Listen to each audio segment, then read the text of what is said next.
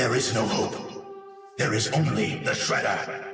فأغلب الوقت حلقات سلاحف النينجا بيبقى فيها كل حاجة كويسة، السلاحف يهزموا الكرانج يهزموا الشريدر والدنيا تمشي. لكن في نسخة 2003 الأمر مختلف، كان المسلسل ده واخد نفسه بجدية بشكل رهيب جدا، لكن عمرها ما وصلت للسوداوية دي غير في الحلقة 21 من الموسم الثالث بعنوان Same as it never was، أو زي ما كان عمره ما كان. الحلقة دي كانت قاسية بشكل كبير جدا وأحداثها صعبة، لكن الفكرة فيها مهمة. طبعا موضوعنا النهاردة عن ملخص الحلقة دي وليه هي أقوى حلقة في مسلسل 2003 كله. حابب بس أشكركم إن احنا الحمد لله بفضل ربنا ثم دعمكم وصلنا ل1000 مشترك وشوية في حبة قصيرة جدا، ودي حاجة كبيرة قوي بالنسبة لي إن القناة دي توصل 1000 بالسرعة دي. ويعني نقدر نقول إن مشوار ال1000 ميل بيبدأ بخطوة، وإن شاء الله في القناة دي نستمر بشكل كبير ونعمل فيديوهات ليكم أكتر تكون محترمة كده كويس. فيلا بينا ندخل في الموضوع.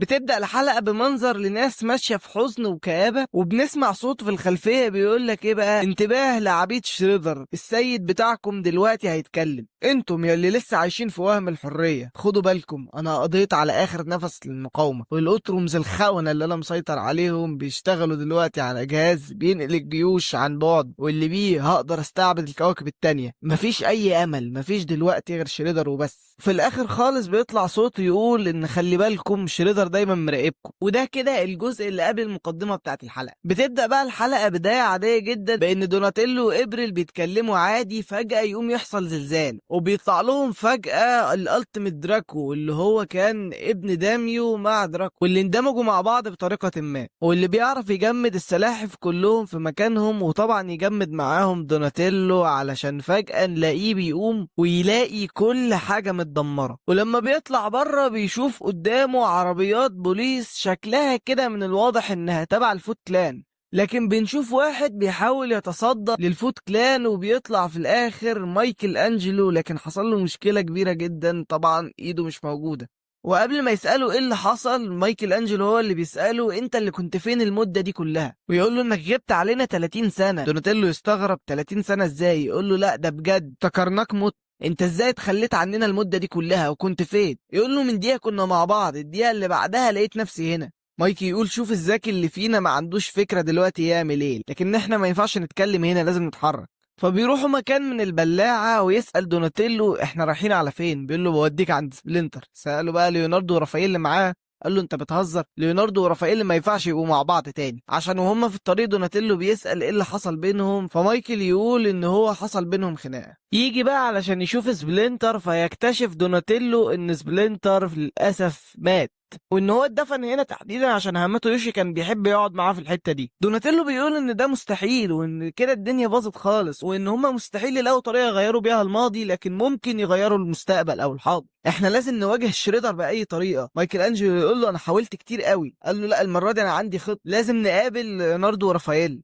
قال له بس ده امر صعب جدا، لكن انا عارف حد ممكن يساعد. علشان يروح لحد، واللي بنعرف ان هي ابريل اوني بعد ما عدى 30 سنه بتبقى مبسوطه جدا انها شافت دوناتيلو وبتقول ان هم افتكروه مات، بس سبلنتر وكيسي قالوا كتير ان هو ممكن يرجع. فدوناتيلو بيسال فين كيسي عشان نعرف ان هو كمان مات. فجأة يدخل المشهد ستوكمان وهان بعد ما عفى عليهم الزمن. دوناتيلو يكون مقلق منهم في الأول، لكن بنعرف إن هم بقوا كويسين بعد ما إبريل والسلاحف أنقذوه. دوناتيلو بيقول إن لازم الوضع ده يتغير. إبريل هل تعرفي تجمعي لي ليوناردو ورافائيل دلوقتي؟ وبتقول إنها هتحاول. بعدها المشهد بينتقل للمكان بتاع شريدر، وكمان بنشوف كراي بعد ما كبرت وبتقول لشريدر إن الهجوم الأخير اللي حصل ده كان بسبب السلحفة دوناتيلو. لما بيعرف بيقول إنه حلو قوي أخيرا رجع، أنا عايز راس دوناتيلو حي أو ميت. بنشوف بقى ليوناردو ورافائيل وهم بيوصلوا، طبعا محدش قال ليوناردو ان رافائيل موجود والعكس، الاتنين بيتصدموا لما بيشوفوا بعض، وبنعرف طبعا ان ليوناردو اتعمى وان رافائيل واحده من عيونه باظت. رافائيل بيقول له ايه المشكله في انك تقابلني تاني،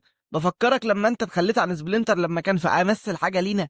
قال له هو اللي طلب مني كده، وهو كان عارف ان احنا لو كنا معاه كنا هنموت احنا كمان، بس احنا كنا ممكن ننقذه، انت عارف ان احنا ما كناش هنعرف. زقه من رافائيل ليوناردو بيقول انا خلاص تعبت من الكلام، يلا بينا نخلص الموضوع ده دلوقتي. بس قبل ما يبداوا يضربوا بعض، دوناتيلو بيضربهم هما الاتنين عشان يظهر مره واحده، بيقومهم هما الاتنين وبيكونوا مبسوطين جدا بان هو رجع، وفي نفس الوقت مش مصدقين ازاي موجود. وبيقول لهم ان هو عايز يوقف شريدر، بس هما يقولوا له انه مستحيل لانه مأمن نفسه بشكل كبير جدا وان هما ما يقدروش يواجهوه. ستوكمان يقولوا حتى لو عرفوا يواجهوه مش هيعرفوا يهزموه لان التكنولوجيا بتاعته قويه جدا دلوقتي، وانا طبعا عارف عشان انا اللي صممتها زمان، مفيش اي طريقه نقدر نهزم بيها شريدر. دوناتيلو يقول انا ما اعرفش ايه اللي حصل ده، لكن انا متاكد منه ان السلاحف اللي انا اعرفها ما تعرفش تستسلم بالطريقه دي، واكيد عندهم امل. بعد ما يقول كده ليوناردو ورافائيل يتصالحوا عشان دوناتيلو يعمل الخطه بتاعته. بيسال هل عندهم بدله ممكن يستعملوها، بيعرفوا ان ستوكمان كان عامل بدله زمان ممكن تنفعهم في حاجه زي كده. بعدها ننتقل لمشهد في المقر بتاع شريدر، وكراي بتقول له ان الاوترومز قدروا يعملوا الجهاز بتاعهم خلاص. فجاه السلاحف بتقتحم المكان وبيستدعوا شريدر علشان يطلع لهم ويواجههم، ويقول ياه اخيرا السلاحف اجتمعت تاني. صحيح الامر خد 30 سنه، لكن جه الوقت عشان وضع حد لحياتكم المأساويه دي. شريدر جه الوقت علشان فتره ظلمك دي تنتهي وتبدا المواجهه، وكراي تسيب عليهم العمالقه اللي شبهها دول، لكن السلاحف بيعرفوا يتعاملوا مع الموقف. اهن بينزل فجاه زي المجنون على شريدر ويطلب منه السماح وان هو يرجع يشتغل معاه تاني، علشان طبعا شريدر بكل احترام يقوم دايسه وموته هو وستوك. في وسط المعركه والسلاحف بتحارب العمالقه كلهم بيتكاتروا على مايكل انجلو علشان في الاخر يقتلوه قدام اخواته. دوناتيلو يتجنن بعدها ويقف قدام شريدر ويقول له ان انت هتدفع مقابل اللي انت عملته ده، ويبدا ينهال عليه بالرصاصات من البدله لكن ما بتاثرش فيه خالص.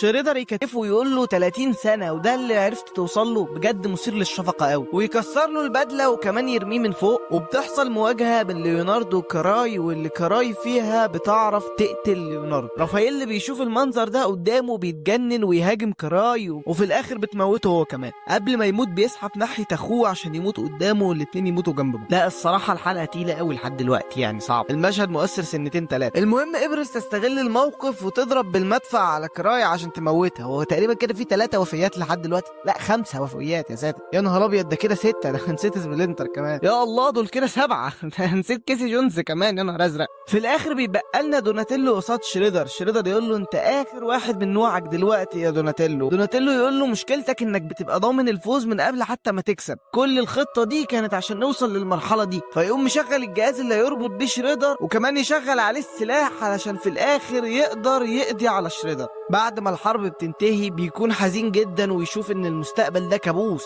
وابرد بتشكره هو واخواته في الاخر على انهم رجعوا لهم المستقبل بتاعهم. فجاه دوناتيلو يبدا يختفي عشان نعرف ان ده المفروض مش حقيقه، ده مجرد عالم دخله دوناتيلو بعد الضربه اللي عملها دراكو. بتنتهي الحلقه على كده. صراحه بالنسبه لي انا دي احسن حلقه في النسخه بتاعت 2003 بشكل عام، ان الاحداث فيها كانت قويه وصعبه جدا وبتوريك المسلسل ده لما يحب يبقى عميق يعمل ايه. غير كده بيبقى فيها فكرة حلوة عن الأمل بشكل عام يعني، وإن الشر لو اتسكت عليه فترة طويلة جدا ومحدش قدر يعمل له أي حاجة هتوصل لنتائج مرعبة. بصراحة من الآخر الحلقة دي تحفة فنية. فأنت قول لي إيه رأيك في الحلقة دي ورأيك في الفيديو بشكل عام، هل عجبك هل ما عجبكش؟ تاني بشكركم على إن إحنا وصلنا 1000 مشترك في فترة قصيرة، ولو عايزين مثلا نلخص مسلسل 2003 أو 2012 وما تخافش أنا شغال على فيديو عن حاجة زي كده إن شاء الله هينزل قريب أول ما يخلص على طول، وإن شاء الله مستمرين مع بعض. وبس سلام. ذو القناع الأزرق هو ليوناردو يحارب بالسيف كل من يعترضه، أما دوناتيلو فهو بارع في الآلات، رافائيل شاذ لا يحب النزاع.